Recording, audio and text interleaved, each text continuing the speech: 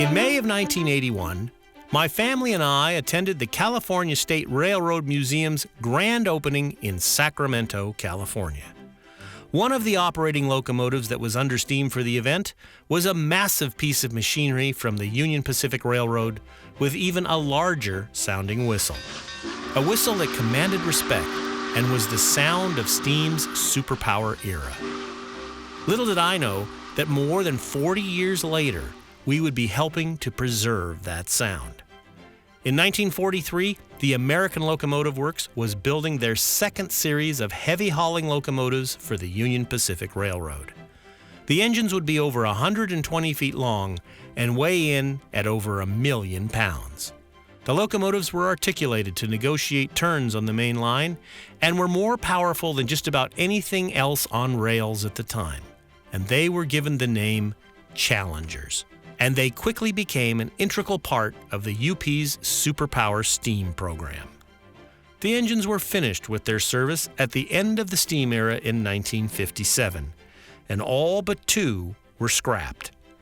In 1979, a group of railroad volunteers restored one of the remaining engines back to operating condition in time to attend the opening of the California State Railroad Museum, and this is where I heard the mighty sound of the Hancock 3 chime for the first time. The Union Pacific Railroad selected Manning, Maxwell & Moore's Hancock Inspirator Company to supply the locomotive's voice.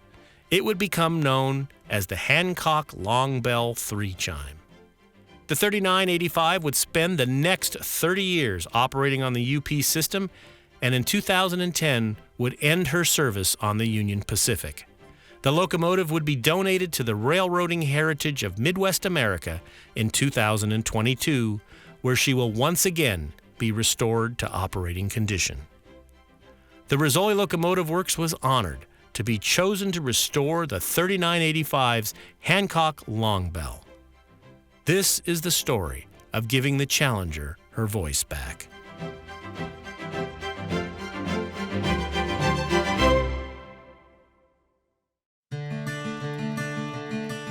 In late 2023, Rizzoli Locomotive Works was contacted by the Railroading Heritage of Midwest America to restore the Hancock 3 chime assigned to the 3985.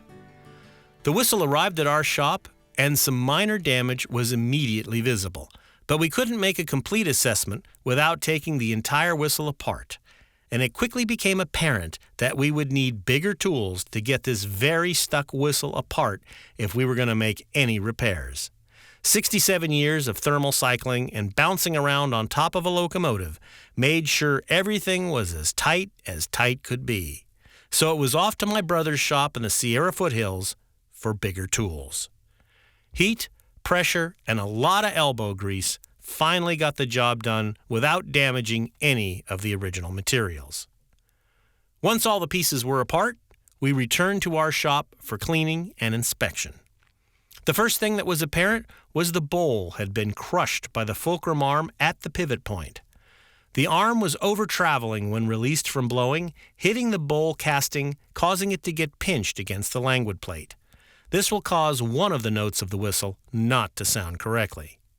The next issue was the steam cutting of the languid plate that occurred at a couple of locations around the edge.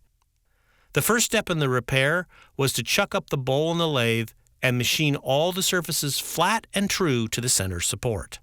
Once everything was running square, measurements were taken to make a pattern for a new languid plate.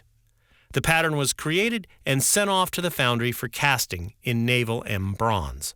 While the foundry was pouring the languid plate, we turned our attention to the valve. This turned out to be a tremendous research project to determine the best material to be used for the poppet valve.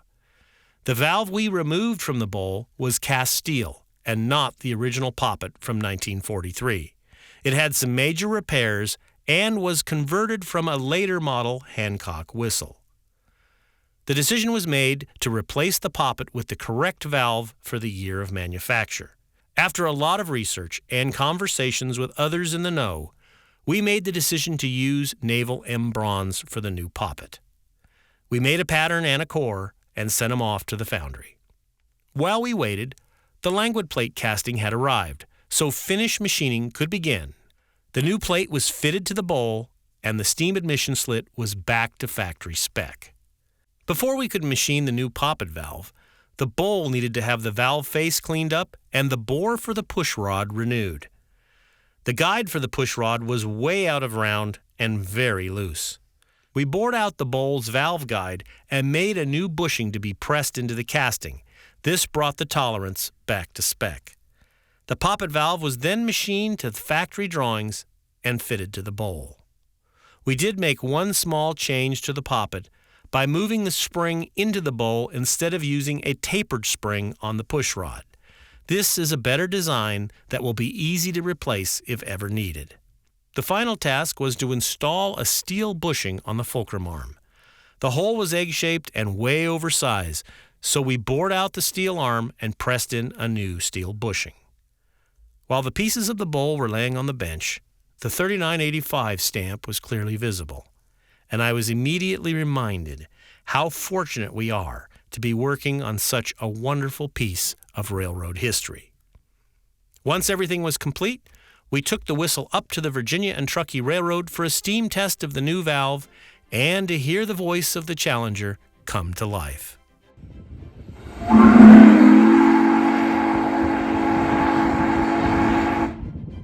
We can't thank the railroading heritage of Midwest America enough for allowing us to help with the restoration of the mighty 3985.